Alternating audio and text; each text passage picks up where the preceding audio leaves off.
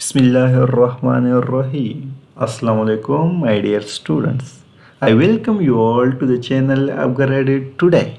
And today we will discuss another part in the verbal series, which is paragraph. The questions and the paragraph. अच्छा verbal series में different sections होती है gate test के, उसमें से एनोलॉजीज, prepositions, इसके अलावा सिनोनिम्स, एंटोनिम्स, पैराग्राफ, तो ये बाकी सारी चीज़ें हमने कवर कर ली। आज हमने पैराग्राफ को देखना है। पैराग्राफ के बाद हमें क्वेश्चंस गिवन होते हैं और वो एक से लेके 2, 3, 4, 5, 6 जितने भी मैक्सिमम, कभी कितने होते हैं कभी कितने, ये हमारे पास गिवन होते हैं। हमने पहले क्या करना है, पैराग्राफ को पढ़ना है, उसको एक बार या 2 बार पढ़ के उसको समझ के फिर उन क्वेश्चंस की तरफ जाना है और उनके सॉल्यूशंस इसी पैराग्राफ से ही हमने ले लेने हैं। ठीक हो गया, तो चलिए स्टार्ट करते हैं आज का अपना पैराग्राफ, इसकी reading. The power and position have been central pursuits of modern civilization for a long time. So जो पावर और पोजीशन है ये क्या है, एक सेंट्रल परसूट है of modern civilisation for a long time. तो मॉडर्न अभी जो हमारे पास तहजीब है, इसके लिए ये पावर पोजीशन क्या है, ये एक सेंट्रल परसूट है कि मीन्स यहाँ पे अतर जो बताने की कोशिश कर रहा है कि इंसान की जो हैसियत है या जो जदीद तहजीब है बहुत अरसे से ये चलती आ रही है, लेकिन ये पावर और पोजीशन इसका क्या है, एक सेंट्रल परसूट है कि ये उसको हासिल करने के लिए तगदो करता है, कोशिश करता है, भागता है। तो ये इंसान की एक नेगेटिविटी को या एक तहजीब की नेगेटिविटी की तरफ इशारा कर रहा है अतर, हमें पहले ही स्टेटमेंट से पता चल गया। ठीक है, तो हम बाकी सारों को भी इसी तरह मीन्स कि इसको हम समझ ले, ये जब समझ में आ जाएंगे तो फिर बाद में क्वेश्चंस बड़े आसान होंगे।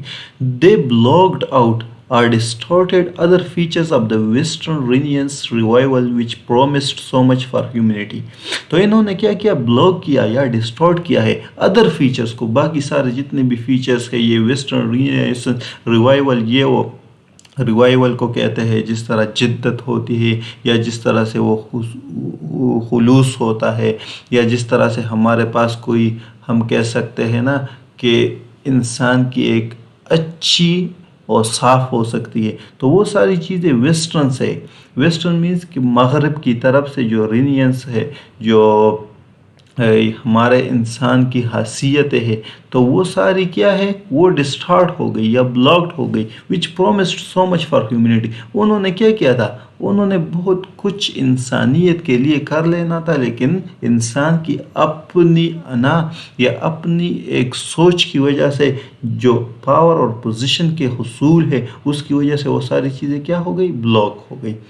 What people have been and are still being taught to prize are money, success, control over the lives of others, acquisition of more and more objects। अच्छा, तो लोगों को क्या सिखाया जाता है या लोग क्या समझते हैं, तो हैव बीन पहले से भी उनको यही सिखाया जाता है, and still being taught to prize or money, कि हमारे पास क्या चीज़ है, वो प्राइस है या जिस तरह से वर्थ है या जिसकी कीमत है, वो क्या चीज़ें हैं, वो है money, success, control over lives of others, acquisition of more and more objects. तो ये सारी चीज़ें क्या है, एक तरह से उसको सिखाई जाती है, बहुत पहले भी अभी भी सिखाई जा रही है। अच्छा, modern social political and economic systems whether capitalist, fascist or communist reject in their working the basic principle that the free and creative unfoldment of every man, woman and child is the true measure of worth of any society। तो ये तो बड़ा easy था। अच्छा, such unfoldment requires understanding and imagination, integrity and compassion, cooperation among people and harmony between the human species and the rest of nature। यहाँ पे अतर क्या show कर रहा है या क्या बता रहा है कि such unfoldment requires understanding and imagination। अभी क्या करना चाहिए इंसान को, इसको अंडरस्टैंड करना चाहिए, इसी तरह इमेजिनेशन की तरफ, integrity and compassion, cooperation among the people and harmony between the human species and the rest of nature. ये सारी चीज़ें कर लेनी चाहिए, मीन्स कि उसमें एक इंसानियत आ जानी चाहिए, हालांकि वो होती नहीं है। कि modern social political economic system क्या करता है कि जितने भी है वो रिजेक्ट करते हैं द बेसिक प्रिंसिपल, वो बेसिक प्रिंसिपल क्या है? The creative unfoldment of every man women and child is the true measure of worth of any society, कि ये चीज़ें इंसान के लिए अच्छी है और ये एक बेसिक प्रिंसिपल होना चाहिए एक माशरे के लिए। और ये जो हमारे पास अनफोल्डमेंट है उसके लिए क्या क्या काम चाहिए? ये वाली सारे काम चाहिए, कोऑपरेशन अमंग एंड हार्मनी। तो ये सारी चीज़ें होनी चाहिए, तभी एक अच्छा माशरा तश्कील पा सकता है। पहले उसने निगेटिविटी की तरफ इशारा किया, फिर उसने उसके सलूशन बता दिए कि कैसे हम उसको मतलब ये जो सोच अभी हम इंसानों में पाई जा रही है इसको तब्दील कैसे कर सकते, इसको हम चेंज कैसे कर सकते। तो इसी तरह से हमने भी इसको पढ़ना होगा। Acquisitiveness and the pursuit of power, फिर दोबारा उसी तरफ आ रहा है। Have made the modern man an aggressor against everything that is non human, an exploiter and oppressor of those who are poor, meek and unorganised, a pathological type which hates and distrusts the world and suffers from both acute loneliness and false pride। अच्छा, तो दोबारा वो उसकी तरफ आ गए। यहाँ पे अगर हम इसको थोड़ा सा हाईलाइट कर लेना, यहाँ पे एक मिनट, यहाँ से हम हाईलाइट कर लेते हैं, यहाँ से लेके ये इमेजिनेशन, हार्मनी, इंटीग्रिटी, ये इसने जितनी भी बातें की है ना, तो ये एक अच्छे माशरे की तश्कील के लिए ये वाली अतर ने मीन्स कि यहाँ पे थोड़ा सा इसने अपने जहन को चेंज किया कि that the free and creative unfoldment of every man and women and child is the true measure of worth of any society. तो यहाँ पे ये सिर्फ थोड़ा सा आइडिया चेंज बता रहा है, बाकी सारा क्या है वो इंसान की निगेटिविटी को ही शो कर रहा है। ठीक है, फिर दोबारा यहाँ से acquisitiveness and pursuit of power have made the modern man an aggressor against everything that is non human, an exploiter and oppressor, those who are poor, meek and pathological type which hates and destructs the world and suffer from both acute loneliness and false pride.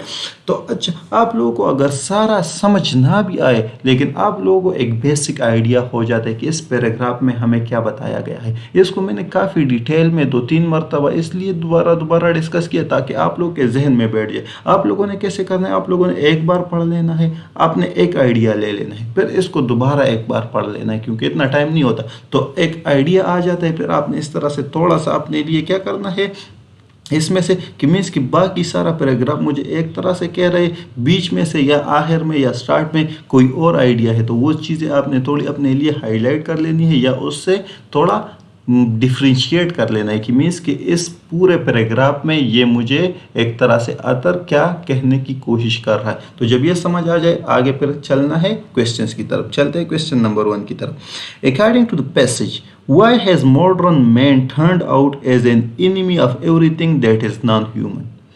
तो क्यों, अब आपसे पूछा गया कि modern man, जो modern man है ये क्यों turned out as an enemy. तो अगर हम इधर देख ले यहाँ पे तो ये 4 ऑप्शंस है। He has been dominated by drives of acquisitiveness and power. अच्छा, तो पैराग्राफ से हमें ये पता चल रहा है कि क्यों a modern man turned out as enemy of everything that is non human.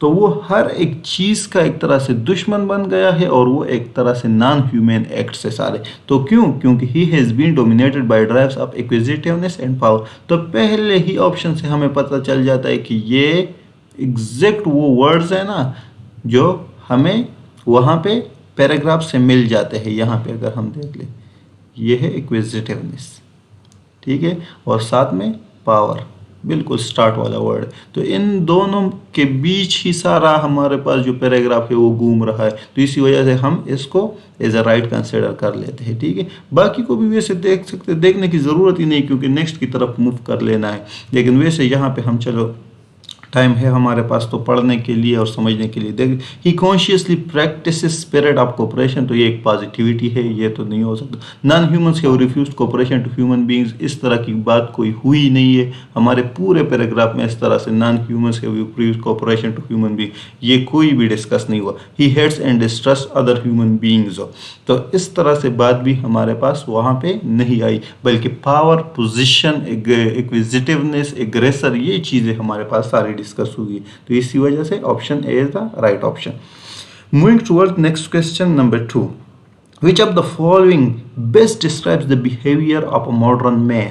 तो अगर हम देख ले यहाँ पे imaginative and sympathetic, cruel and greedy, conscious, पता नहीं किस तरह से प्रोनाउंसिएशन है इसकी, कॉन्साइशियस क्या है प्रोनाउंसिएशन इसकी, मुश्किल सी है, सॉरी, बस आप लोग खुद ही पढ़ लें। And cooperative, perceptive and creative. अच्छा, तो यहाँ पे अगर हम देख लेना तो इमेजिनेटिव एंड सिंपैथेटिक, कोऑपरेटिव और क्रिएटिव, ये तीनों क्या है, ये पॉजिटिव उसकी एक तरह से वो खुसूसियात को बयान कर रहे हैं। हालांकि यहाँ पे अतर ने हमें क्या बताने की कोशिश की है, उसने सिर्फ नेगेटिविटी की तरफ, कि इंसान क्या है, cruel and greedy, so this stands out. तो इसलिए ये उन सब के मुकाबले में अगर हम देख ले तो ये एक तरह से मुख्तलिफ भी है और ये राइट ऑप्शन भी है। सो cruel and greedy is the right option over here. Moving towards question number 3, which of the following is one of the requirements bringing out the best in man?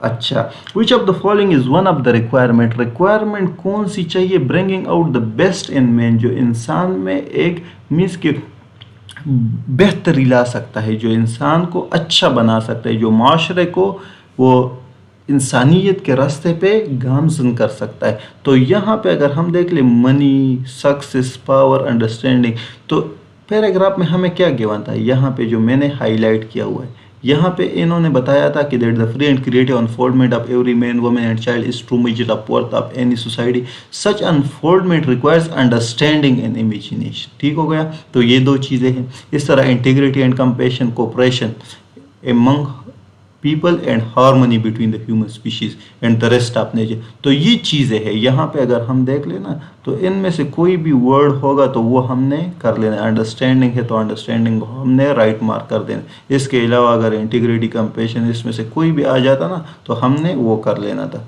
लेकिन यहाँ पे क्या आया हुआ है, अगर मैं देख लूँ तो इसमें अंडरस्टैंडिंग है, बाकी न मनी का जिक्र है, न इस तरह कोई सक्सेस का जिक्र है, और पावर तो है ही नहीं। तो इसी वजह से option D, understanding, is the right option. हमने पैराग्राफ के अकॉर्डिंगली ही अपने आंसर्स ढूंढने। Moving towards question number 4, do the modern value systems encourage the importance of which one of the following.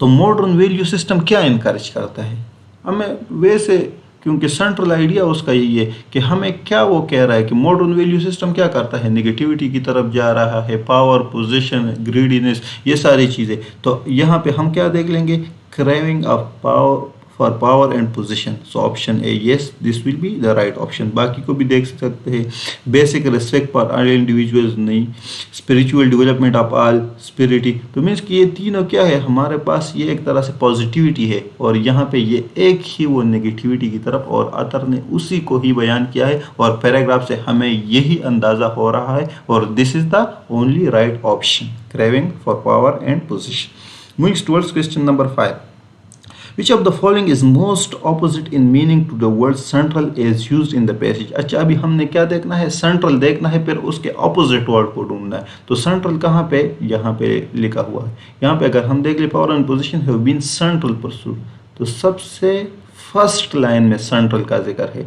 Means कि ये एक तरह से मरकज़ी या बुनियादी, इसको हम कह सकते हैं कि इंसान के लिए पावर और पोजीशन चाहिए, तो ये उसके एक बुनियादी क्या है, परसूट्स है। मॉडर्न सिविलाइजेशन बहुत अरसे से चल रहे हैं, लेकिन सेंट्रल का क्या है, इसको हम इसकी मीनिंग को अगर देख ले तो बुनियादी, मरकज़ी, इस तरह से हो सकते हैं। ठीक है, तो इसका अपोजिट क्या होगा, जो चीज़ मरकज़ होता है, मरकज़ मीन्स कि सेंट्रल आइडिया या सेंट्रल परसूट, तो मरकज़ सेंट्रल को उसी तरह से मीन्स कि इसकी एक्चुअल जो मीनिंग है उसमें से ही यूज़ हुआ है।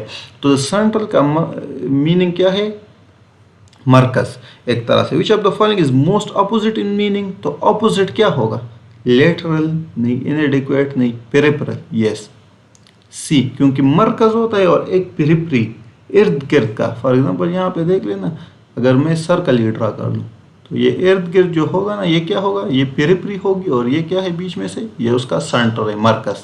ठीक है, तो हम क्या कर सकेंगे, यहाँ पे उसी ऑप्शन का हमने अपोजिट अभी ढूंढ लेना था, तो वो अपोजिट क्या आ रहा था, option c, peripheral, which is the right option. Moving toward question number 6, the author appears to be advocating which of the following approaches to be adopted by society. अभी वो क्या बताने, एडवोकेट क्या कर रहा है, पूरे पैराग्राफ से हमें क्या समराइज हो रहा है एक तरह से, कि वो क्या बताने, एडवोकेट करने की क्या कोशिश कर रहा है कि इंसान एक तरह से ग्रीडी है, इंसान इसकी हुसूल के लिए भागता है, ये करता है पावर पोजीशन को लेने के लिए, एक्विजिटिवनेस और बाकी इंसानों के साथ मतलब वो अच्छा रवैया नहीं रहा। तो ये सारी चीज़ें यहाँ पे कि वो ऑपरेसर है, एग्रेसर है, और जो पुअर है उनके लिए, और जो मीक ऑर्गेनाइज्ड है या पैथोलॉजिकल टाइप, और ये है कि वो डिस्ट्रस्ट करता है। ये सारी चीज़ें जो हमें बताई है कि इंसान इस तरह से कर रहा है, फिर बीच में हमें उनके अच्छे होने के लिए भी वो तरीके बता रहा है कि कैसे वो ठीक हो सकते हैं। तो यहाँ पे वो पूरा एक समराइज हमने कर लेना है कि the author appears to be educating. अच्छा, इसने क्या हमारे निगेटिविटी को ही शो करना है, पूरे इंसानियत को इसने बुरा भला कहना है, या इसने कोई अच्छाई बयान करनी? तो ऑथर्स हमेशा यही कोशिश करते हैं, यहाँ पे उसने निगेटिविटी बयान करके फिर उसकी बेहतरी के लिए, उसकी फलाह के लिए, उसमें अच्छा मीन्स कि इंसान बनने के लिए वो चीज़ें भी बता दी, एक अच्छे माशरे की तश्कील है कैसे हो सकती है वो भी हमें बता दी। तो which of the following approach to be adopted by society? अभी सोसाइटी ने क्या एडॉप्ट करना है, तो उसने क्या होना है, कैपिटलिस्ट नहीं, कम्युनिस्ट, अथॉरिटेरियन नहीं, ह्यूमनिस्टिक। ठीक है, तो सोसाइटी ने ह्यूमनिस्टिक हो जाना है। अतर यही बताने की कोशिश कर रहा है कि इंसान को इंसानियत के रास्ते पे ही चलना चाहिए, तभी जाके एक अच्छा माशरा तश्कील पा सकेगा।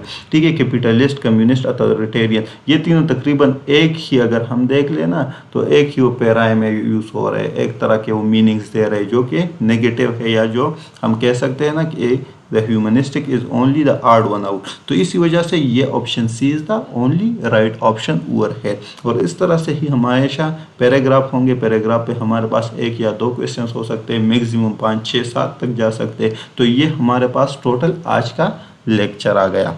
Hope you have enjoyed this. Thank you and see you soon in the next video. अल्लाह हाफिज़।